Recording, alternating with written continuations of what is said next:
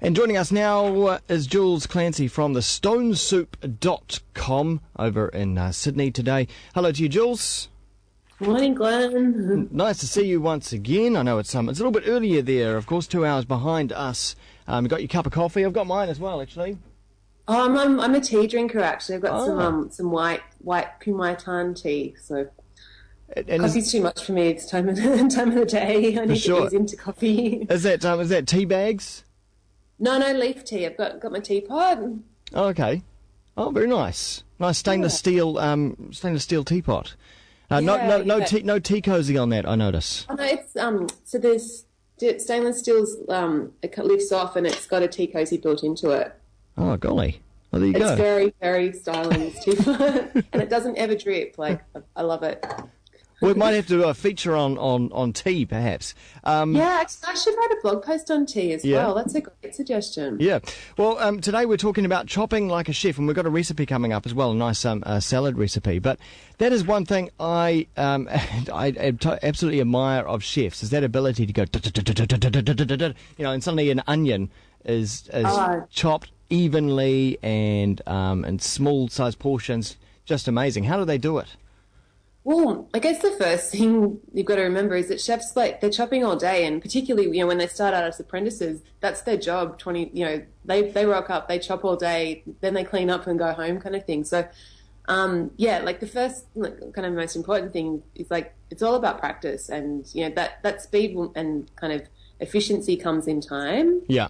But then there are some techniques that you can employ to kind of make sure that you're not going to. And I think the most important thing is to kind of think about safety, so you're not going to lose any limbs in the process. And if you've got a good technique and you just get into your practice, then that eventually you'll get there, kind of thing. It might take a few more years than it takes an apprentice chef, but I believe anyone can learn. It's a skill anyone can learn. Really, because I've been chopping for years, I suppose. But I haven't. But I haven't. I haven't. I suppose I haven't tried. I mean, I've kind of got a carrot and gone da da da, and it's just turned into chaos. Uneven chunks all over the place, and almost getting my little finger in there as well. So, you backed off. Yeah, but you basically back off, and then you just go back to your normal rhythm.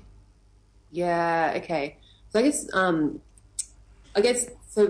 What I used to be like that as well, and then I kind of took the time to learn the right technique, and now I'm still not a super fast chef, but I am getting a lot quicker, and I'm getting more confident in my chopping. Yeah. I posted it's actually a Jamie Oliver video that he pulled together. It's just 5 minutes on knife skills, and he shows a couple of techniques. So the first one is it's called the cross chop, and it's for chopping herbs, or it's kind of like if you've ever seen a mezzaluna, kind of chopping like that. Like Nagella's a big fan of them. They're like two. Oh, okay. So it's got a two-handled knife, and it's curved. Knife, yeah. So if you imagine how that works, where you just kind of rotate it around the board and just chop everything inside. Yeah. So there's a method that you can use with just a normal chef's knife, where you so you get your knife and you kind of hold it here and you chop like that. So you've got your knife.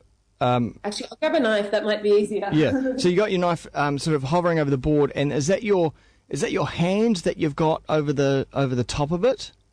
Yeah, so so you've got your knife on the board, and then you have your hand on the top, and you keep it flat so that your fingers aren't going to get it can be tempting to hold it like that, but you can slip and lose your fingertips. So you want to keep it flat. So your hand is flat over the top of the knife, yeah? On the top of the knife, and then you're just chopping along the board. And so the tip of the knife stays on the board, and the back of the knife closer to the handle is up and down. Yep, that's exactly it. And then whatever you're chopping will flatten out, so you can just scrape it together and then keep going until it's chopped as finely as you like. Yeah. And you can go for chopping herbs and stuff. That can be really super quick. So that's kind of a good one to start with. Okay. What's another technique? And then the only other technique I use, which is for when I'm chopping carrots, say, is you hold your carrot. Yeah. So I've got a pen here. I'll hold my carrot. And you want to keep your thumb at the back. Yeah. and normally this is resting on a board, so it's a bit easier, but you keep your thumb at the back and you keep your fingers at the front, and then you line your knife up so that it's actually resting on your front fingers. Right. And all your fingers are behind, and then you... Oops. This is harder to do than I thought. And then you're chopping, and you move your fingers back as you chop along. Is it with that same motion of keeping the tip? Yeah, it's same motion. So of keeping the kind of the tip of the blade on the board, and you're just lifting up as high as you need to lift up to get to the next point on the vegetable. When you get to the end, sorry. Have you ever sliced off? I mean, doing that because you've got the knife resting against your front fingers. Have you ever sliced off the skin at the front of your fingers? No. So that's the whole the safety part of this is that you make sure your knife's resting, but you never lift it higher than your fingers. Okay. So there's no way you can accidentally slip and get your fingers. Like that's kind of the whole part of this. And the other secret is it can be tempting to have your thumb on the side, but you need to keep your thumb well back. Okay.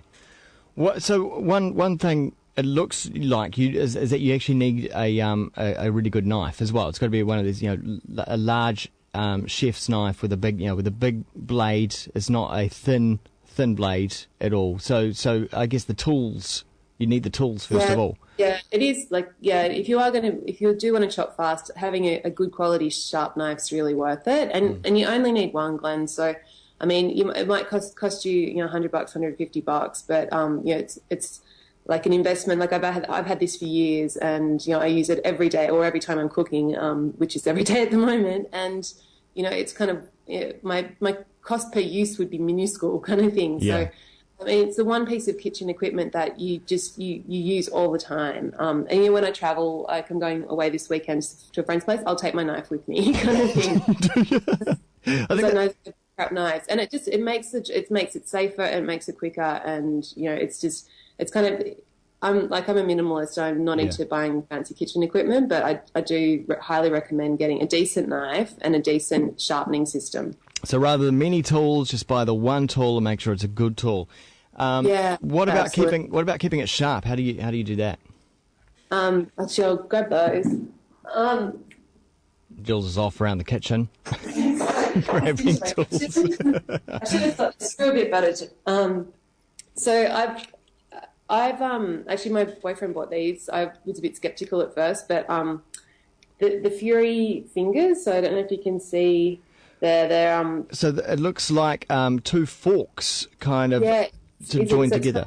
Giant forks, and they come in different sizes and at different angles. But so all you do is just push your knife through it. Where the two forks intersect. Yeah, and so you just do that 10 times and your knife's perfectly sharp kind of thing. Like it's so easy. You don't have to worry about getting it on the right angle. It's really safe, like your fingers are all out of the way, and it's quick. And my knife's never been in better condition since Glenn bought these. And so you'd rate that better than a stone? Oh, absolutely, yeah. I mean, my dad used to. He's an old farmer, and he used to sharpen his knives with a stone, and it would take him for or not hours, but he'd spend at least 15 or 20 minutes whenever he'd be sharpening his knives, and that. He had an awesome, really sharp knife. He used to, kill sheep with it and stuff. But if he had one, when we showed him the Fury fingers, he was just like, "Oh my God, where's this been all my life?" kind of thing. It's a great name, Fury fingers.